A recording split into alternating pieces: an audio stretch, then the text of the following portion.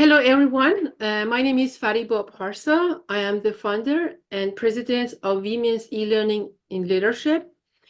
Uh, our mission is to empower Iranian women in leadership skills by providing online leadership courses, digital library, and global networking. And also, we interview some of the women leaders about their experiences, their job. And today, we are honored to have Karen Laing to this interview. So let me ask you, can you tell me about yourself and the work you do? Today, we are going to hear Karen lecture about relational mindfulness, practical tools for building collaboration. That is very interesting to our work, especially women organization to work in team. So before you giving your lecture, can you tell me about yourself, your work, and how did you come across mindfulness, and how many years you have been mindfulness, and what your experience? Thank Yeah, you. well, thank you so much. I'm thrilled to be here. I love the work you're doing, and um, I'm just honored that we get to have this conversation and do a deeper dive into what we can bring our personhood to leadership and also to collaboration, which is the key to really getting things done. How can we work together more effectively in this world, really? So my background, I was introduced to mindfulness meditation at the same time that I was working in care work. I was in college and had a job caring for people in their homes that had severe mental illness or were aging and had dementia, end of life. And the particular organization was doing actually a lot of work around innovations to support people with mental health challenges in their homes. So, um, so the company that I worked with had emerged out of the Naropa Institute, and a number of Shambhala practitioners. Buddhism was just sort of taking hold in the United States at that point, mindfulness practices. A number of these providers had gotten together and said, how can we have practices of caring for each other, right? And so a lot of what I was learning when I got this job doing care work was how to be in awareness of the dynamic of the care relationship. And in care work in particular, it is so common for us to come at the relationship from a perspective of I am healthy and well, and I am taking care of you who is sick and broken, right? There's something wrong with you, and I'm in the right place, and so I'll be in this dynamic. So it really reveals the potential disrespect that can emerge in any helping relationship.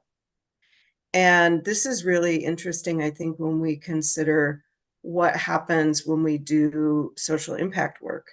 How are we approaching that? Are we thinking about fixing or helping, which inherently has some of that disrespect built into it? Or are we thinking of being in service? And being in service means that we approach with our whole selves. Dr. Rachel Naomi Remen has a wonderful quote about fixing, helping, and serving. And she says, when we fix, we see someone as broken. When we help, we see them as weak. But when we serve, we see our shared humanity and our lived connections. I'm paraphrasing a bit. She talks about we approach it with our whole soul, but basically we break out of those conditioned responses, right? So so anyway, I got this job and a meditation cushion. We had meditation in the office once a week, and this was 30 plus years ago, probably 34 years ago at this point. Wow. And if anyone is curious about some of the lineage of this thinking about care work, Ann Kaysen is an author that wrote about the circles of care. But that language sticks with me so much that in my new technology application that I've built, which is another part of my life, and I'll give you a little synopsis of what I'm doing with my life today. I am building circles of support. So that framework of thinking about how we build communities of care has permeated my entire career. Yeah, I love your understanding and this defining to serve. Yeah. Wonderful to, yeah, that about our soul, humanity. So can you maybe share now your PowerPoint and that's having these lectures? Yeah.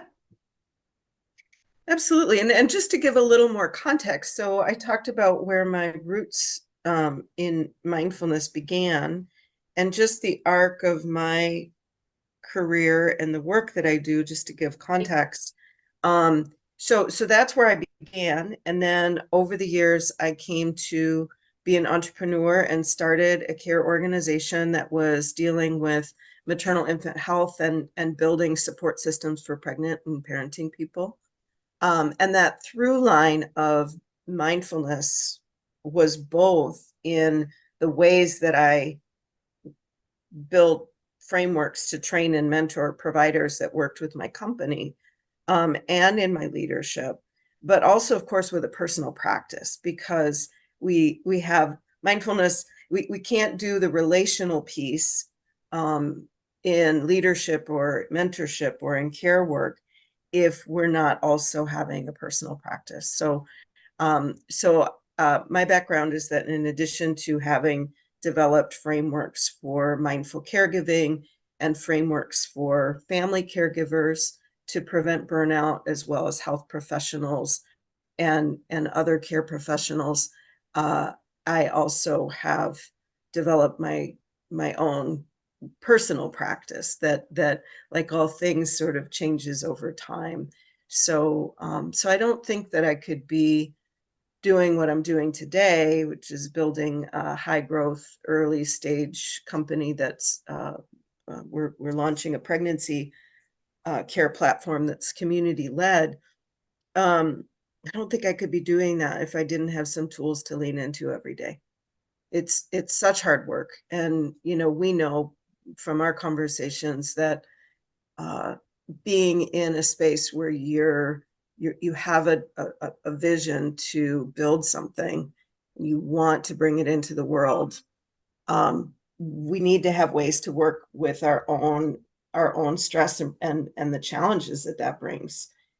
And as we'll now talk about, and I'll introduce you a bit, the reason why we have to work on our own central nervous systems, and we have to do the work of self-awareness and self-compassion and self-regulation, is that when our minds are in the red zone, or the zones, and I'll talk about that in a moment, where um, we're being impacted by stress or fear or trauma, or we don't feel safe for whatever reason, we actually shut down our ability to be in compassion with others. We can't be compassionate if we're in a bad space. Many people think that I'm showing up for everybody, but I'm not. No, you're not, because it's actually physiologically incompatible. Now we understand the central nervous system. It's physiologically incompatible to be in stress response and to be in compassion. And we can use compassion to get us out of stress response, but we need to use those kind of conjure up those warm feelings of care and concern, generally with our own selves, in order to shift our systems back to being more open and available and accessible. And that's where real warmth and connection happens, whether we're just in a meeting and we want to listen to each other. We can't listen if we're in stress response or if we're in shutdown response. And or if we really want to drive something that brings good into the world. So how we regulate our states is sort of key to everything that I do in my work, and I think is true for any of us. So how do you practice? You say you practice with the mindfulness. How do you practice it? So I think we'll talk about what constitutes a mindfulness practice, right? There's mindfulness meditation, which is where we give ourselves a very kind of controlled conditions in which we can just make a commitment to do nothing other than practicing presence, right? So if I decide that for 20 minutes I'm going to just anchor into my breath and feel what's happening, notice what's happening, what am I thinking about, what emotions are arising, what thoughts are arising, what's happening in my body. That's meditation, right? But then we have the rest of the 24-hour day. And I like to teach both mindfulness practices from a place of what meditation practices can support us, and also how can we live into awareness practices throughout our day. So we think of that in terms of formal and informal practices. So my formal practices are both to do what's known as Vipassana or insight meditation, and it's inviting an anchor. And I'll actually, if it's okay, I'll give you a little description, and then maybe I can do a little brief guided practice, because I think it's so much better to experience than to mentally process all of this. but Vipassana practice is not trying to change anything. It's just noticing what's here, right? So we find a posture that supports us to be alert, but also relaxed, because if we're too relaxed, we might fall asleep if we're just lounging on the couch, right?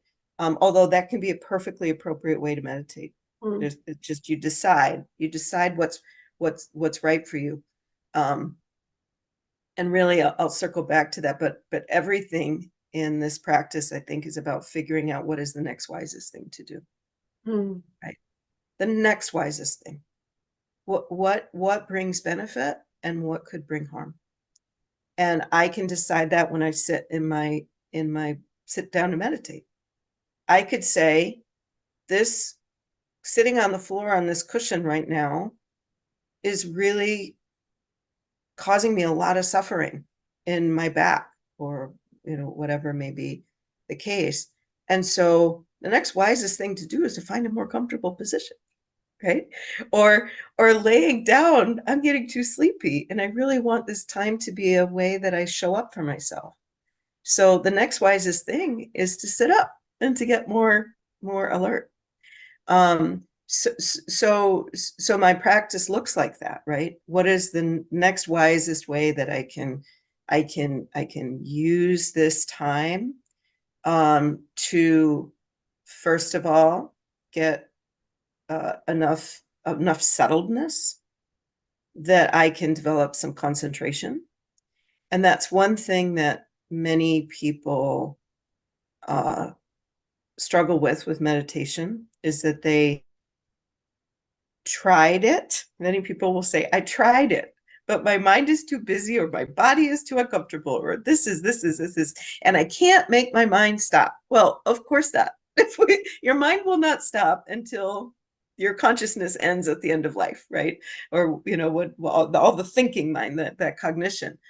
So our minds will always be thinking. So when I say the first thing we do, the first wisest thing when I sit, is to just take care of myself, right? Just take care of myself.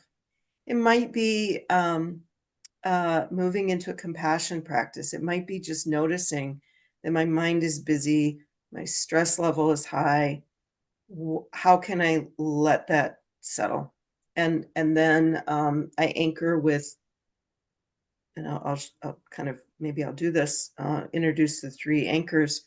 You can anchor with any sense that feels most comfortable for you. And when I talk about an anchor, it means when your mind wanders, what are you going to come back to?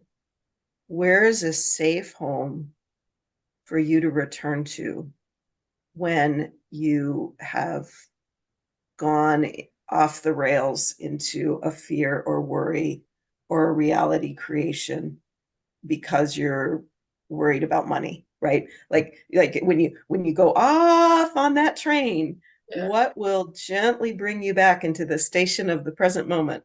That's your anchor. And for many, it can be the breath, and many meditation teachers start teaching about the breath. For many people, that might not be the right anchor. Coming back to the breath when you feel very agitated and you can hardly catch a breath might feel really hard, right? So when the meditation teacher says, come back to your breath, and you're thinking, oh, I can't. Well, that's causing harm.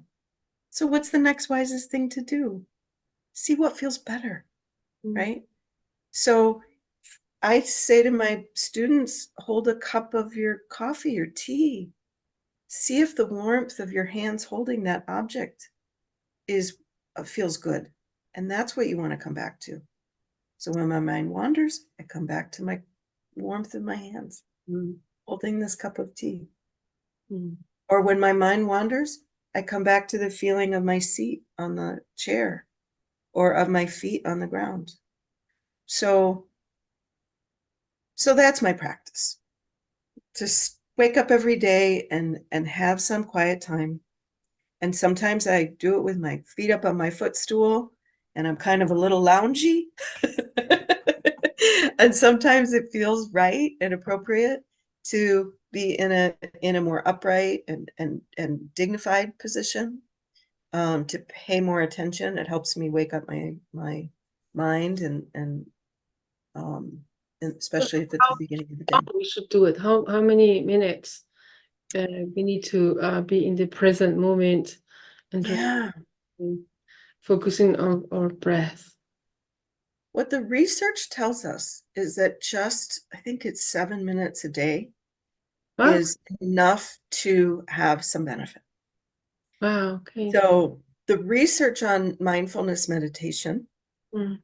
is vast, Mm. and it has grown and grown and grown since I became a mindful. I mean, I was working with teaching mindfulness before I became an accredited mindfulness teacher, but when I became an accredited mindfulness teacher, probably 10 years ago, um, sorry, longer than that. I gauge everything by when my daughter, my daughter, Yeah. but there was a lot of research coming out from the work of John Kabat-Zinn and his work in the Mindfulness Based Stress Reduction program, and now that's just grown. So, mindfulness meditation has an impact with work and leadership and culture. It has an impact in health. Mm. One of the most fascinating bits of research is from researchers who identified the telomeres, which are the DNA strands that Yeah. have to do with aging and weathering.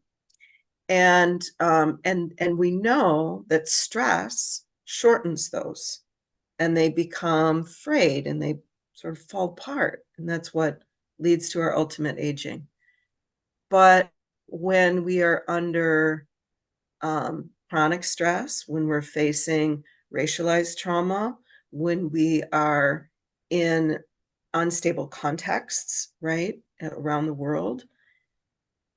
And turns out when we're caregiving, there's a number of things that cause rapid weathering of these telomeres. And what they found was that when family caregivers were, which is known to accelerate this aging process and kind of just destruct the telomeres. And this is me paraphrasing all of this. Don't quote me on the falling apart of the telomeres is probably not how the scientists describe it, but you get the idea. That when people were having a meditation practice, those telomeres not only did not change as they would have expected for that amount of stress, but they actually were maintaining a longer integrity, right? So we that was important direct research that showed that there's a physiological change that happens in the body because of unmitigated and unbuffered stress. So so that's just one of many, wonderful things that's been known about meditation practices and its benefits in the last just 10 years since I was steeped in learning the literature on what is beneficial and why is meditation beneficial. Yeah. So Yeah, this mindfulness meditation is also practicing in many universities because students can be very stressed for all the exams and the classes. Also, university professors, there are too many work classes, and meditation is part of their job. Just go in a quiet room and then just relax. Not, that's yeah, it has yeah, a huge effect, benefit for all who work. yeah, Yes. yeah, yeah. Maybe And go ahead. I'm thinking if there's you can tell more about, or otherwise we can share your PowerPoint. Yeah, I will do that. Sorry. Wow. So one of the things when we had our conversation, we had started by really thinking about the well, hold on one second. Yeah.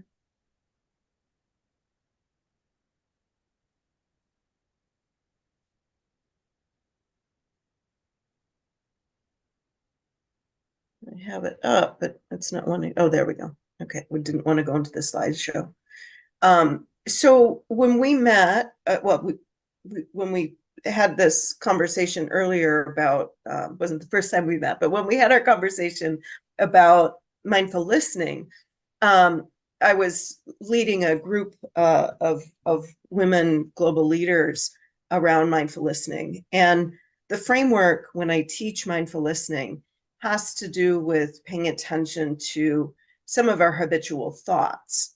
And it illustrates how, I'm soon to be 53. I have had a lifetime of conditioning around all sorts of things, right? I have been conditioned in this world, in this culture, around race and gender and sexual orientation and all of these things that are that come from our family, come from our cultures, come from what we practice and what we think. The more we think a thought, the more that it becomes very real and solidified for us, right? So overall, we have lots and lots and lots of layers of habits and conditioning.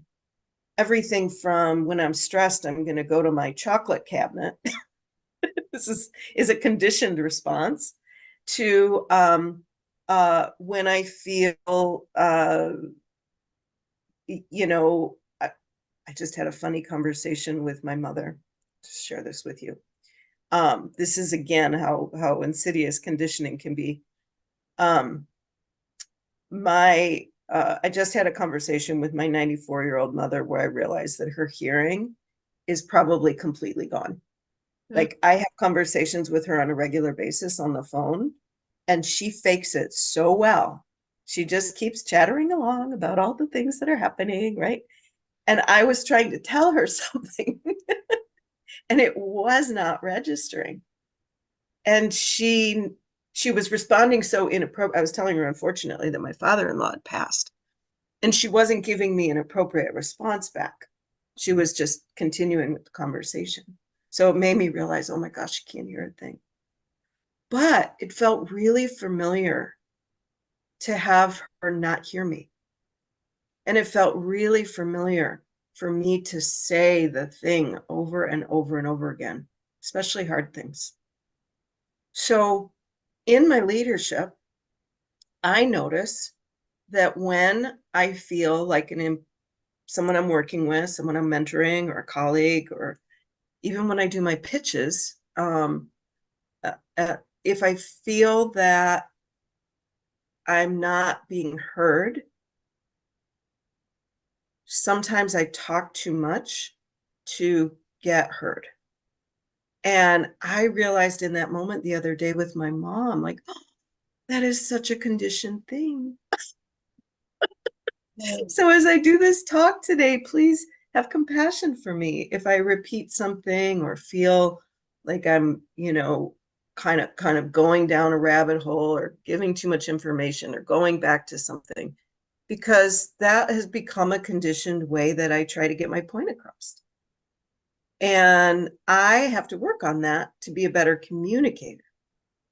So habits of listening, when we look at conditioning around listening, oh my gosh, we are so conditioned to do all the things that are least helpful for truly good listening relationships.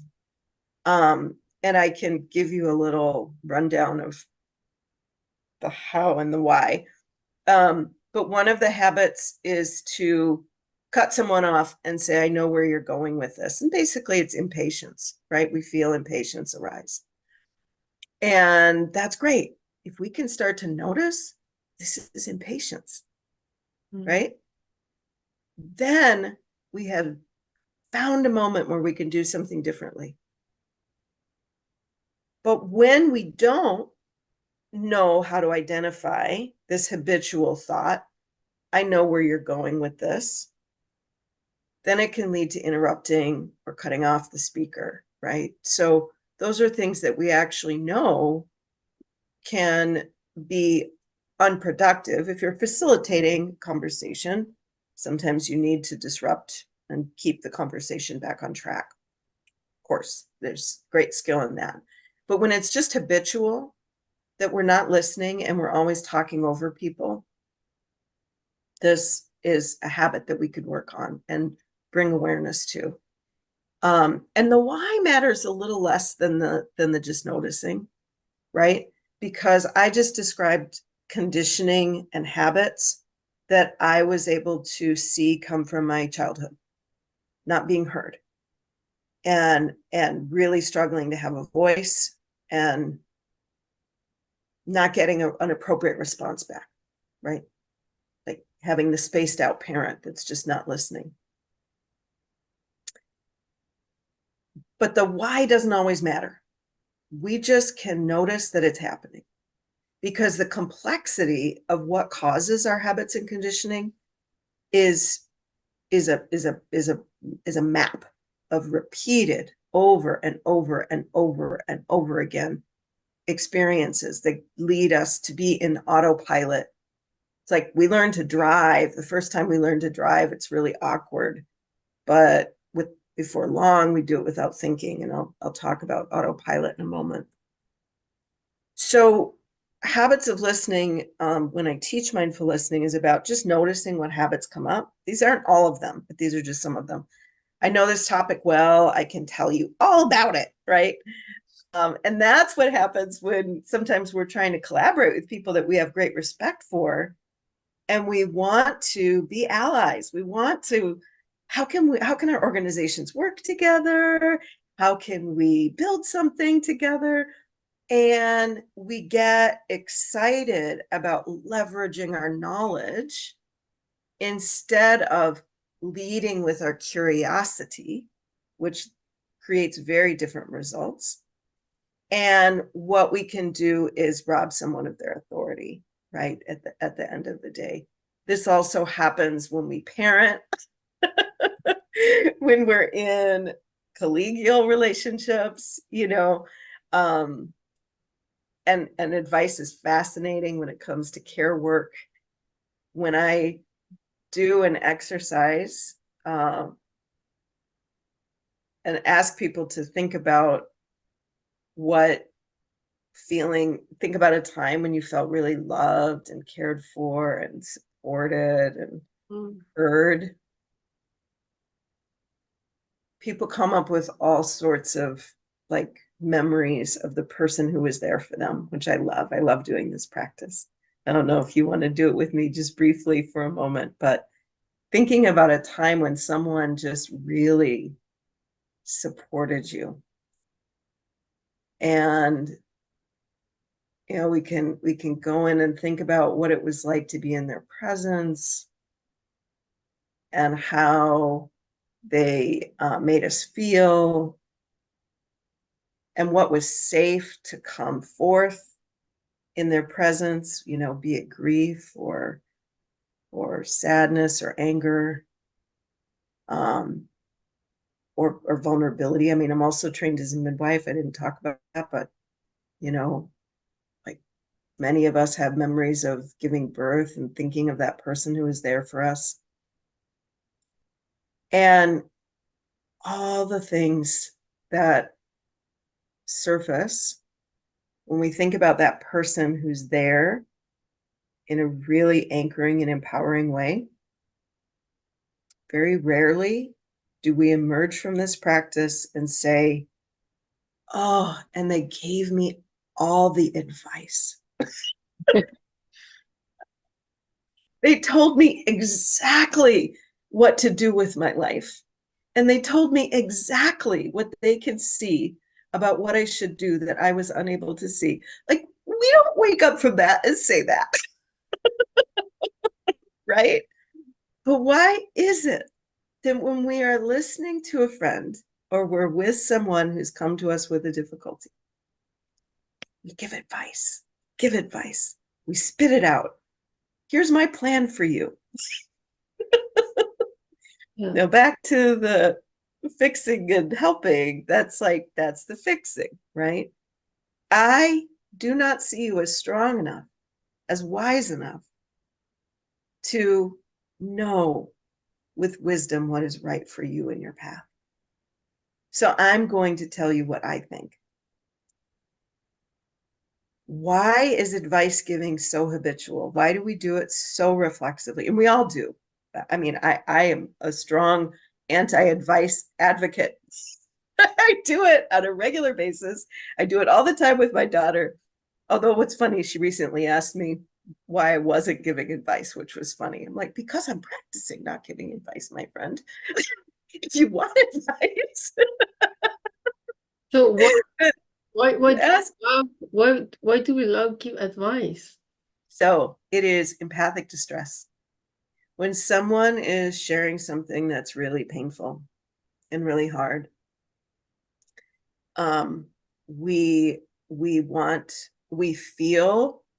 I teach a class on compassion and empathy because people don't understand that very well at all. Empathy is feeling with.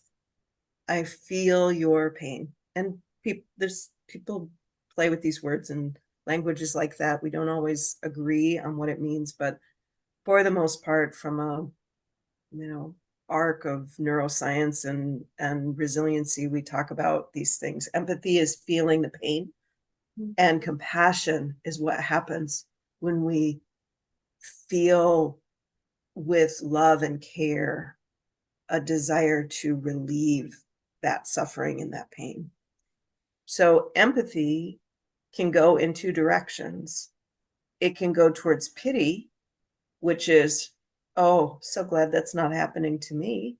Mm-hmm. And I am separating myself from you and your pain. Or towards compassion, which is, I too have known pain, and I too hope for ease and peace and well-being, and I hope for you ease and peace and well-being. And so when we feel the empathic, I just feel this, I can't watch movies that have a lot of violence or harm in them, because I just get like, I feel it. My wife and I both have an agreement that if we watch something that unintentionally was very disturbing, we think about something that we can watch before we go to bed that will like take that edge away, right? But in media, when we look on our phones and we see the horrors of everything that's happening around the world, when we, for entertainment, watch things that inundate us with suffering that is just unbearable and unspeakable, I haven't sorted out all of my feelings about how media can really build compassion in this world versus how we get shut down because we see so much of it. I've been really torn when people say, look, if you're not looking, you don't care. No, I might disagree, because if our central nervous system is so traumatized every day by seeing the images of horrible things that are happening all around the world, is that pushing us into shutdown? In which case, none of us can do good, important, compassionate actions in the world. So shutdown is one response when we have empathic distress. It's too much. We can't cope. So I'm going to tell you, you should leave your husband because I don't know what to do with this discomfort that you have, with this grief that you have, with this sadness that you have, with this difficulty that you have in your life. So I'm going to give you an answer quickly so that we don't have to talk about it anymore. I'm just going to tell you what to do, and then we could be done with it. That's one way of how we can understand advice giving, right? But Question. yeah, I'm also give advice to my children. yeah. So you mean when I give advice, so there is no compassion that time? How? Because we know we love our children, or Yes. that's unlimited, uh, enormous. So that's there is no question about love, and I say also compassion. So why, as a parent that love our children, give advice and say, "Ah, you should do this and this." I want to say that I also have a deep career of working with new parents and recognizing that there are many, many, many different parenting styles, right? So I am not saying that we will not guide our children in particular with advice giving, right? They rely on us to teach them a thing or two about life. When I am talking about habits of listening, we want to bring awareness to all of these things and then have a toolkit for doing the next wisest thing with awareness. So the first habit of listening that I talked about was interrupting, but I also gave a caveat that that can be very skillful if you're facilitating a group discussion and someone's taken up too much time and you want to keep the conversation focused, right? Skillful and loving interrupting. It's brilliant. Mm. Advice giving, brilliant and loving at times, especially if it's asked for, right? Especially if it's, I don't know what to do, right? Well, advice giving could be, let me share with you what I found for myself, and I'll share my own human experience with you, and maybe that will be valuable. Or let's brainstorm. That's a really powerful way to be an ally for someone, is let's brainstorm. What do you think are some of the ways that you could solve this challenge that you're faced with? So when it comes to our children, I will tell you, oh, my friend, that is the landmine of, how to be in awareness and how to be uh, kind of connected with what is habits and conditioning and what is the next wisest thing, because we have generations teaching us how to raise our children and how to respond to their suffering. So I think, the possible impact is robbing them of authority, right? So so I think again it's about what's appropriate in that moment. I am amazed at how I have a 20-year-old daughter. She just got accepted to do another international, this is an international internship. I am just so blown away. She taught herself Korean as well as other languages. Um, she's so smart and so capable. And I have really probably, I do hold back from advice giving to a great extent with her. And what I realize works in our particular dynamic is that I have emphasized, because of who she is, right? And some of it is my parenting style, but because of who she is, I make lots of space for her to verbally process and explore her own knowing. And I try to stay really silent. And most of the time, that is exactly what she wants and needs. And sometimes she says, Mom, can you have a reaction? She did that a lot. She did that a lot in her teenage years. And she was very volatile, and she was struggling with her emotions, and she had a mood disorder and a lot of eating disorder. She had a lot of things going on in these years, and it was so painful for me. I was heartbroken every single day watching her suffer. And in fact, my partner at the time was saying, just tell her to stop it, right? Just tell her to snap out of it. just tell her to eat normally, right? None of that is going to touch an eating disorder that our girls are suffering with around the world. So I had to learn to be neutral and non-reactive when she talked about how much she hated her body, which was always beautiful. I learned to be non-reactive when, she was sharing her difficult thoughts. So at times she was trying to get a reaction out of me. And I was very intentionally trying to stay in neutrality, to be available and to let her heal, right? And even today, it's really hard to recognize that as much as I did to support her, as much as I did to create a loving container, I got her therapy and resources and all these things, she healed herself. She healed herself because she was seen in her pain and given a sense of worthiness. And I cannot take credit for giving her good advice for all those years. She really found her own way in so many ways.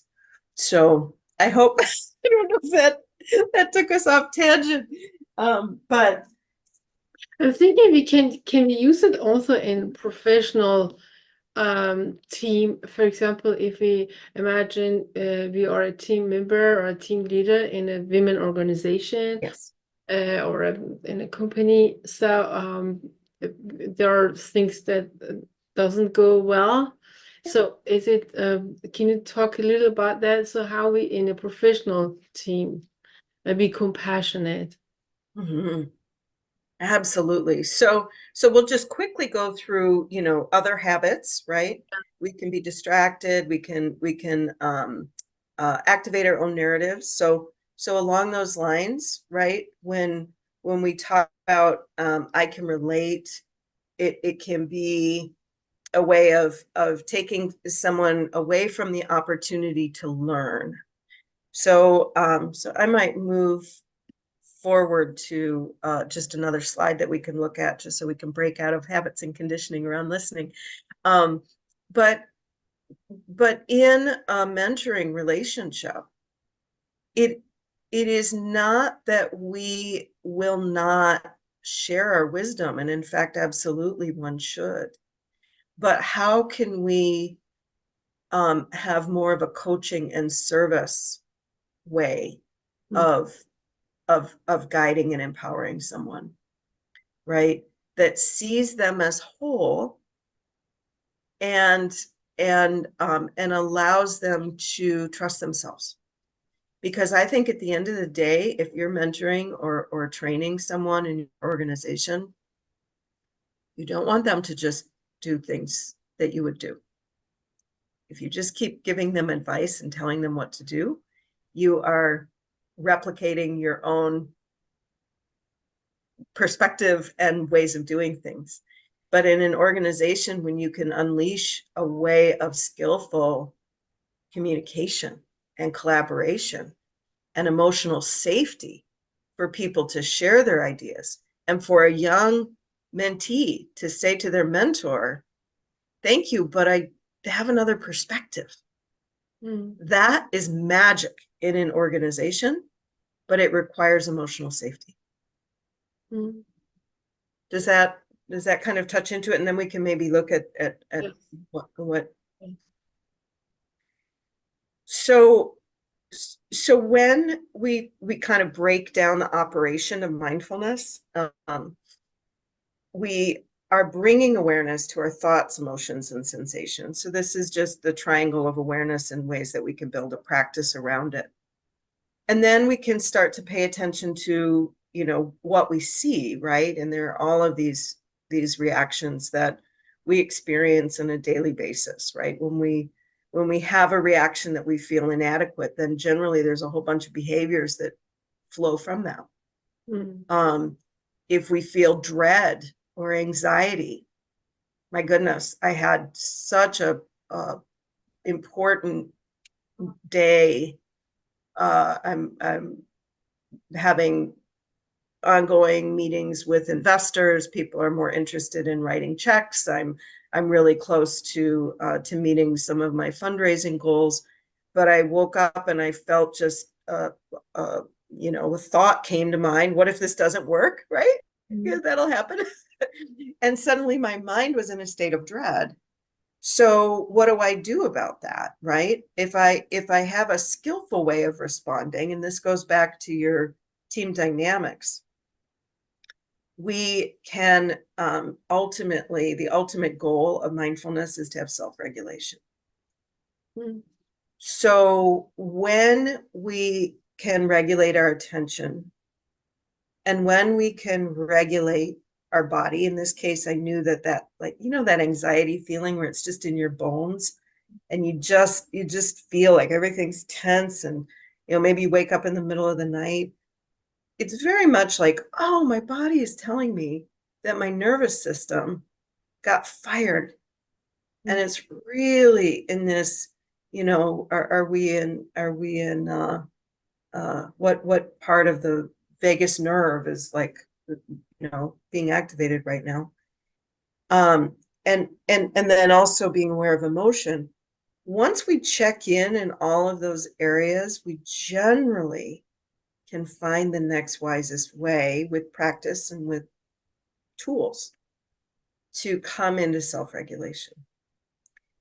So I think from an organizational and leadership perspective, the question really is, how can we create conditions where there is more often we are in a responsive state of mind, which is, I think of as the green zone, where we feel safe, we're content. And in that space, I can respond to life by building up myself, building up solutions, seeing creatively what answers there are to some of the world's most pervasive problems. What can I do to how is my body, right? When I'm in the green zone, it supports my well-being. And when I'm feeling well, I don't have a headache. And so I'm not shut down and less productive that day because I'm just not feeling well, right? We have physiological responses to being in the opposite, which is the red zone. And our outlook is to be really positive and to be opening and welcoming and to not be threatened by others. So when we talk about leadership and dynamics and how do teams work together, don't we see more often that the behaviors on the red side are what get in the way of people working well together? That they're really clinging and attached to their views and they're not going to change it, right? Or they're in a state of negative outlook. That'll never work. That'll never.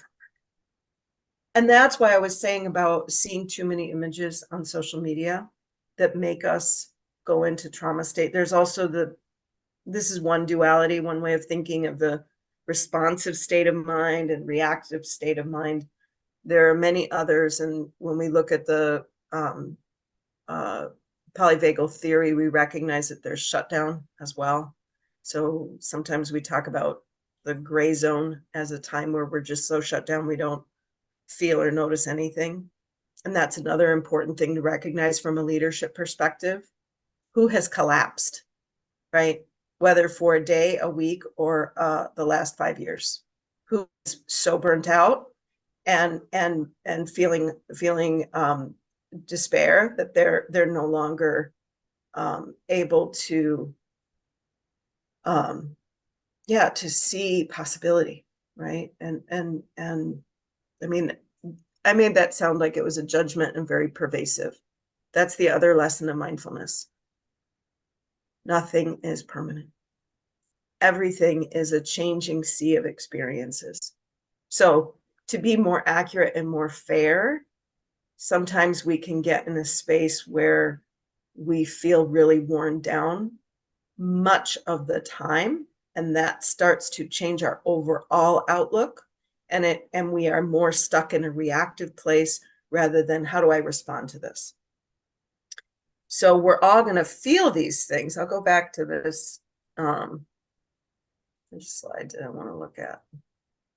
I didn't put a lot of slides in here. I just really wanted to have a few for reference.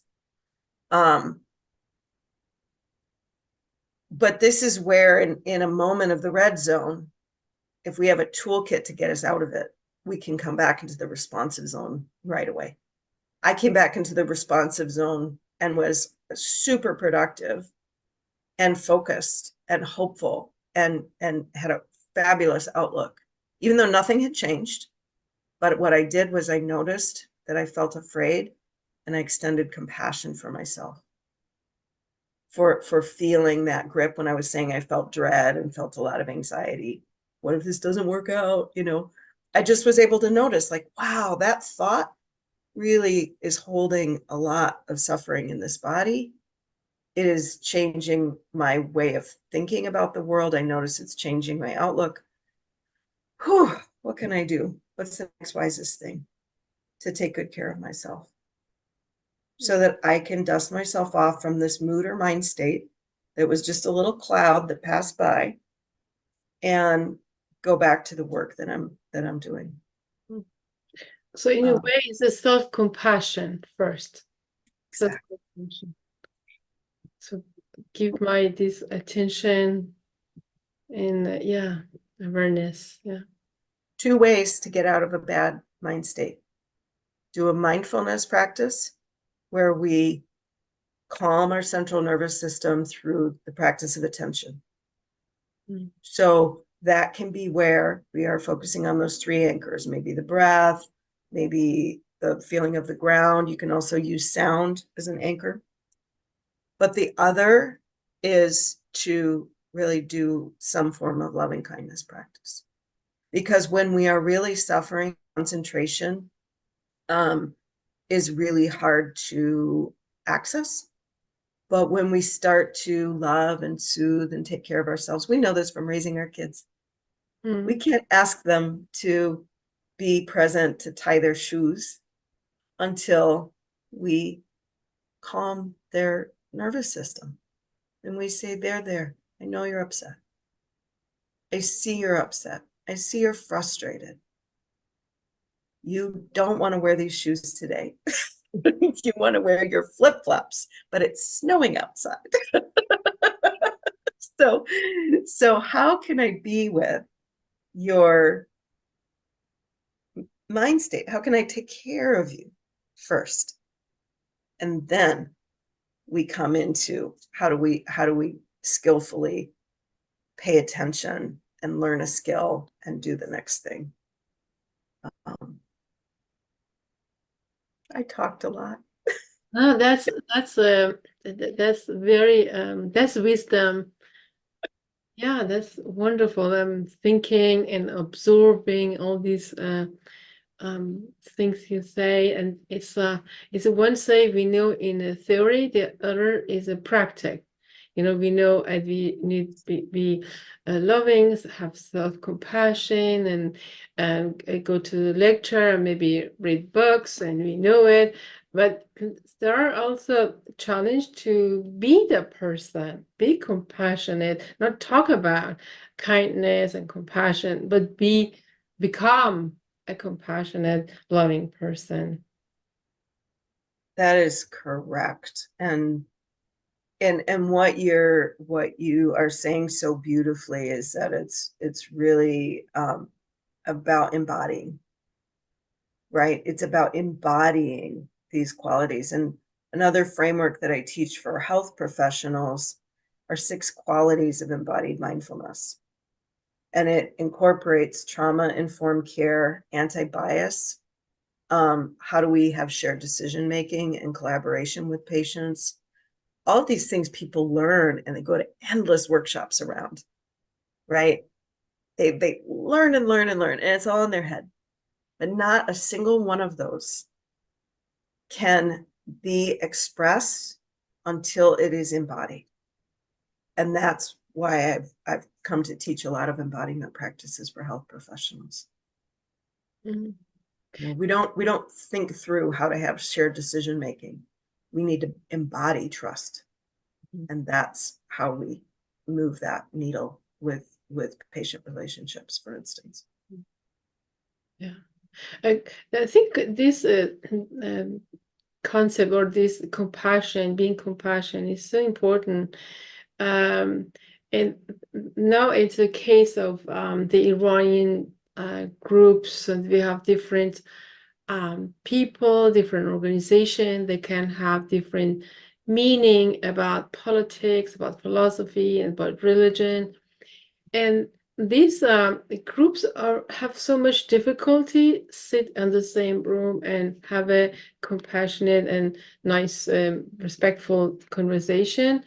Often they identify the opinion or ideas with that person, because one is the person is a young woman or in a person, a human, and then that person can have these ideas that maybe some other people don't like or maybe hate. And can you talk about that, how we can bring understanding and listening and mindfulness for these groups that can have diverse ideas and opinions, especially in a political disagreements. So what is your advice, or no, it's advice I'm asking you. Absolutely. Yeah. One story that I actually remember from one of my close friends in high school. Her mother said this. So I was probably developing my first, you know, when a young person first sees the world through its brokenness, right? That activation of a sense of justice and us, and you start to realize that whether it's the unjustness of a political situation or of poverty, right? Like the young people getting really just enraged about something for the first time. Mm. And I was doing that. I was known for that throughout my 20s. I was enraged about all the things that were wrong. And everybody was stupid because they were so wrong. which is good. I think young people bring an energy and a fire, a sense of justice and enraged justice, which is really helpful. So multi-generational groups are good because they help us temper all the things, right? For someone who might feel a little discouraged and getting more shut down, young person fuels that fire again. And for a young person, an older, wiser person can help channel that energy and channel that fire. But one of the things that my friend said when I was ranting about someone in the administration at the time who was doing something that was harm causing in my view, and fairly so, was to say he was somebody's son and he was a baby once and somebody loved him. And that is just one way of coming back to moving past our differences and seeing our unconditioned selves. When you are around a baby or a young child, you do not see them for you don't characterize them as good or bad. You see them as nothing but good, even as they experience normal behavioral things like, a young child might take another kid's toy. You don't say you're greedy or a terrible child. No, you see them as having had an unskillful moment because they didn't know better, or they had an impulse that didn't get contained. So somehow as we grow, we start to see people's character as permanent and fixed and pervasive. And we stop seeing them in the sea of change as someone who is continually growing and evolving and learning, right? So one of the things that I find to be particularly potent in groups, workplaces, any of these places where I teach mindfulness is, and I've talked a lot here, and I said I wanted to practice, is sort of, you and I have practiced together, but it's wonderful in a group, and sometimes asynchronously I lose sight of that. Like, hopefully there will be a group of people watching at one point, and we can do practice together. And I'd be glad to come back if you wanted to ever just have practices that we can share with your community. But one of the things that I do is we kind of, in order to see others and accept their stubbornness or their wrong views or their way of dominating the conversation or ways of shirking responsibility or whatever we do to judge other people, I think we have to start by allowing ourselves to be in kindness and awareness of our own behaviors, habits, and conditioning, to see our own attachment to our views, to be connected with our own discomfort that we feel when we're wrong. You know that feeling when you've made a mistake and you just like, oh, you just want to, you said the wrong thing, or you made a decision that led to something that wasn't an intended outcome. When we're in front of someone who we feel is just stuck and just locked in this thought view colliding, what happens if we back up into compassion and just say, oh, I too know what it's like to try to feel right and attached to my views. I too want to love and be loved and be accepted. I too want to make a difference in this world. We both want these same things. So in group situations, and I'm going to say group situations as in global group, if we're going to move to a place where we can meet each other as changing, hopeful, possibility creating groups of people, we first have to recognize how our mind has been trained to react and respond to our own experiences, and to be compassionate towards that. Because I think ultimately, if we're going to be better humans in community, it serves us to be more familiar with what being human is about. And then we find common ground. We recognize that anyone that we have difficulty with, our worst enemy, was also once a baby, was also just like us, wants to love and be loved, wants to be happy and safe, wants to, just we all want at the core these really basic same things. Yeah, thank you. Yeah, that's also be mindful about this when we are interact with the group and hear something that we don't like. Yeah. Yeah. And can you notice that thought or belief doesn't feel right to you, but that it's not the person, right? I disagree with your view, but I see you in your humanity. And I have views that you may disagree with. Can we see each other's humanity? And how can we stay curious about each other's views? The whole next chapter of this conversation is what happens when we are in reactivity. We lose curiosity. So we lose curiosity, we lose compassion, and we right. So those things are so central to building a better world, I think. Right? How can we stay curious about people that may feel different than us or believe different things than we do? Yeah, and we can begin with ourselves, be more curious and compassion. Yeah. Yeah. Correct. Yeah, thank you so much.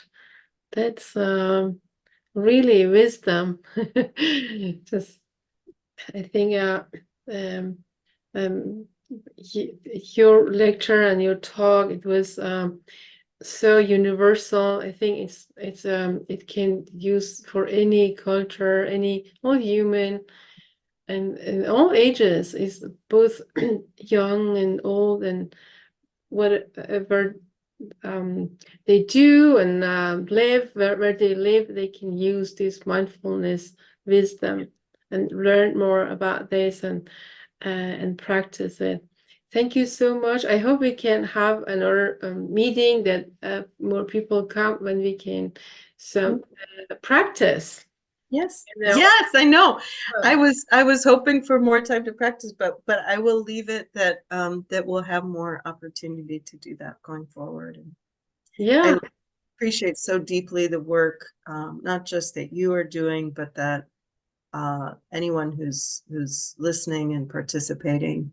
Just, if I leave you with a practice, just to take a moment to appreciate your goodness for the energy that you bring to the work that you're doing. There is a vision that you have for the world to be better, and you wake up every day and invest. You do the next wisest thing to get there. And so just a nod of deep gratitude. We've got to be in this together to bring a more compassionate world into being. So thank you. Thank you.